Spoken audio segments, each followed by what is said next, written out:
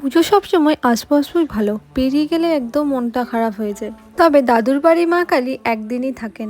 রাত 12টার পর পুজো হলো কি সকালবেলায় মা মন্দির থেকে বেরিয়ে যান, আর মাকে গোটা গ্রাম ঘোরানোর পর বিসর্জন দেওয়া হয়। তবে মন খারাপ থাকলেও বুনুগুলো নাচ দেখে বেশ ভালো লাগলো।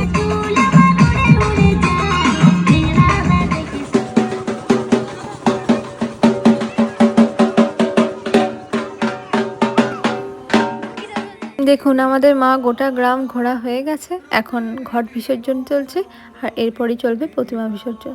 আবার সেই গোটা 1 বছর অপেক্ষা। তবে আমরা অপেক্ষা করি সেই 4 বছর, কারণ দাদুর বাড়ির পালা তো সেই 4 বছরে একবারই হয়। তবে মা কালী যেন সকলকে আশীর্বাদ করে যায়, সকলে ভালো থাকুক, সুস্থ থাকুক এবং বছর বছর মা কালী আবার বাড়িতে আসুক। আমার এই ছোট্ট ব্লগটি যদি আপনাদের ভালো লেগে থাকে অবশ্যই চ্যানেলটাকে শেয়ার এবং সাবস্ক্রাইব করে দিয়ে আমার পাশে থাকবেন।